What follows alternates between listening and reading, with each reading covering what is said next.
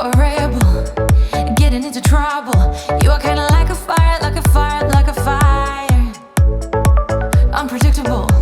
Bonjour et bienvenue sur Famille épanouie. Alors aujourd'hui on va aborder le sujet primordial et fondamental d'être une maman pour ses enfants, d'être une maman qui va savoir quoi faire quand il y aura quelque chose qui va se passer avec ses enfants. Par exemple, ton enfant crie, ton enfant pleure, ton enfant tombe. En tout cas, ton enfant a besoin de toi. Et comment faire pour avoir en nous le bon réflexe? Parce que c'est pas forcément des automatismes qui sont innés. Il y a des choses qu'on maîtrise très bien parce qu'on l'a reçu, parce qu'on a pu observer des personnes aussi le faire, et donc c'est beaucoup plus facile pour nous de le reproduire.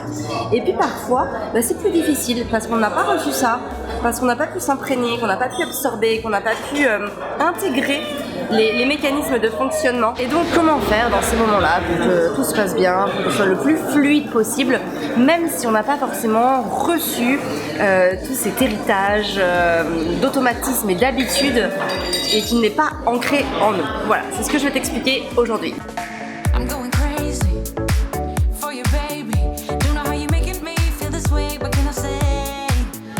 Vraiment bonne paire à d'école, elle s'est crevée là. Tu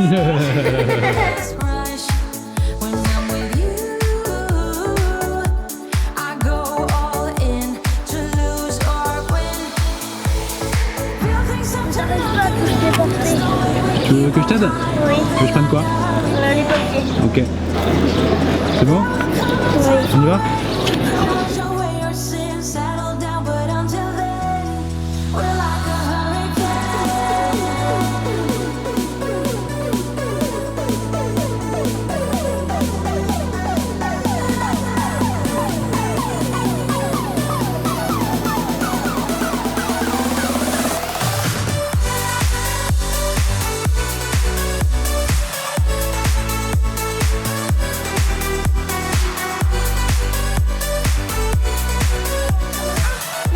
Moins 1 chérie.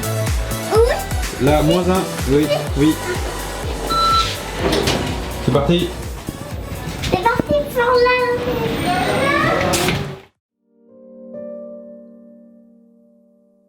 Alors on est bien rentré à la maison et avant que Constance aille faire sa petite sieste, je vais immerger mon propos avec une histoire. Je vais te raconter une histoire qui m'est arrivée il n'y a pas plus tard que 2 jours. Donc il y a 2 jours en fait, on a emménagé dans cette maison-là il y a à peu près 18 mois et il n'y a rien pour les enfants en termes de jeux d'activité. Oui moi chérie, tu veux t'aider? Parce que tu es fatiguée? Ouais, tu veux qu'on aille faire dodo après? Est-ce que tu veux écouter mon histoire avant? Ah super. Et donc comme il n'y avait rien, je me suis dit, bon peut-être qu'on leur achète un petit truc, donc je leur ai offert une cabane en bois qui est entièrement à monter. Bon alors là, Constance a quand même un besoin impérieux de téter puisque c'est son heure aussi de sommeil. Donc on va les s'installer sur la balançoire et je vais la faire téter tranquillement.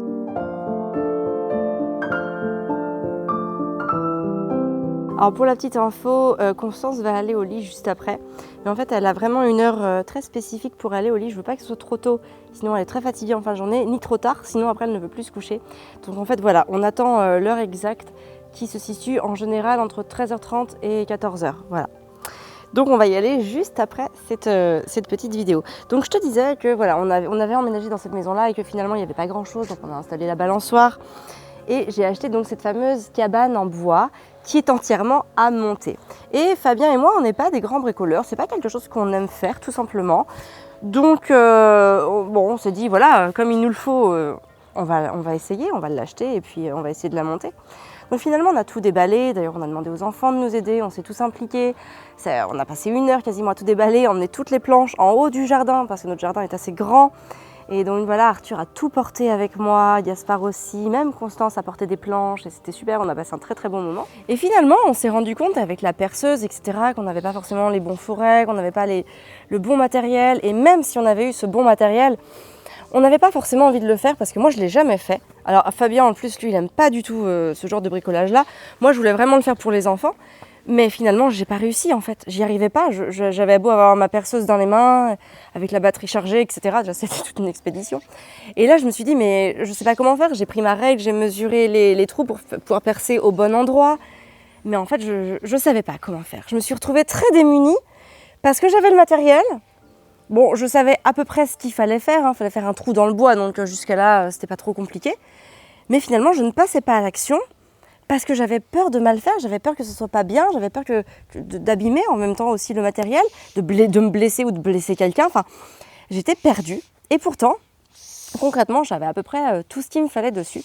Mais finalement, il me manquait une chose essentielle, une chose primordiale, une chose fondamentale. Il me manquait le savoir-faire de quelqu'un. Il me manquait cette observation, cette absorption que j'aurais pu faire de quelqu'un qui m'aurait montré les gestes, qui m'aurait expliqué par quoi commencer, comment faire, quelle réaction avoir si jamais, je sais pas, si je fais mal, si ça passe à côté ou si j'abîme la planche. En fait, tous ces petits trucs et astuces qui m'auraient permis de garder pleinement confiance en moi pendant ce moment-là.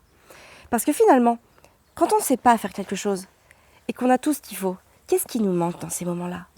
Il nous manque la confiance de se dire « Ok, donc s'il se passe ça, de toute façon, je sais comment je vais réagir, je sais ce qu'il faut faire parce qu'on me l'a montré, qu'on me l'a dit, que je l'ai intégré et que je sais, que j'ai confiance en moi. » Et finalement, quand on n'a pas cette confiance en soi, on ne sait pas quoi faire, on se sent un peu démuni et on ne fait pas.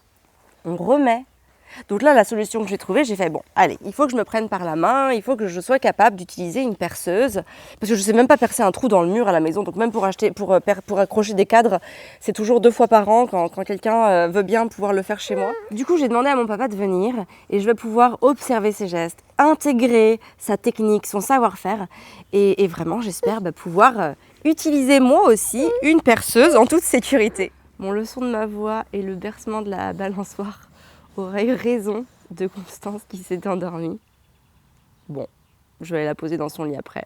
Voilà, ce sera très facile aussi. Tout ça pour dire que pour savoir comment faire dans ce genre de situation, il n'y a pas beaucoup de techniques différentes en fait. Il faut tout simplement pouvoir absorber soi aussi les bonnes informations, pouvoir les intégrer pour pouvoir les restituer avec confiance. Et c'est ça la clé. Quand on veut réussir quelque chose, il faut pouvoir le faire avec confiance. Du coup, je te propose tout simplement d'aller voir ma vidéo sur les 7 secrets de la parentalité. C'est la première vidéo d'une série de 4 et qui va te permettre en fait de commencer un nouveau cheminement positif entre toi et tes enfants. Quelque chose qui va te permettre d'améliorer la relation.